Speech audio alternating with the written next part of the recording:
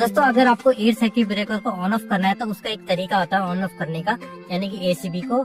सबसे पहले आपको सिलेक्टर स्विच को मैनुअल करना है। मैनुअल करने के बाद आपको टीएनसी की तरफ जाना है।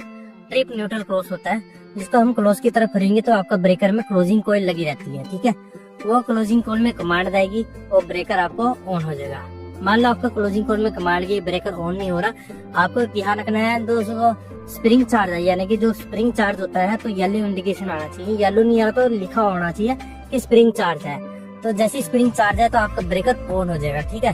दोस्तों इस बात का ध्यान रखना, अगर स्प्रिंग आपका चार्ज हो गया तो आपके ब्रेकर में ऑन होने की कमांड चली जाएगी। जैसे आपका ऑन होने की कमांड गई, आपका ब्रेकर ऑन हो जाएगा।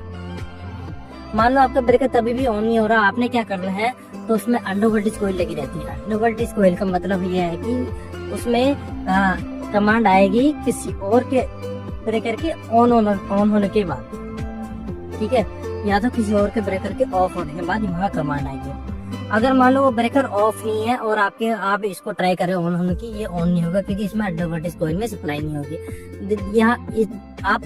यहाँ पर आप ध्यान रखना कि अंडर वोल्टेज कॉइल में 240 वोल्ट या तो 415 वोल्ट एसी रहती है, डीसी में सप्लाई नहीं रहती, ठीक है। तो ये इंटरलॉक में काम रहती है। तो आपको और ज्यादातर मान लो अगर आपका डीजी का ब्रेकर है तो डीजी के ब्रेकर में अंडर वोल्टेज कॉइल बस बार से ही ली जाती है। मान लो आपका डीजी जब तक स्टार्ट नहीं होगा तो अंडर वोल्टेज कॉइल में सप्लाई नहीं आएगी। आपकी ऑन होने की कमांड जितनी मर्जी जाए बाहर जाए, तो आपकी बात अगर कॉइल में सप्लाई नहीं है, ना ही पुश बटन से ऑन होगा, ना ये टीएनसी से ऑन होगा, ठीक है।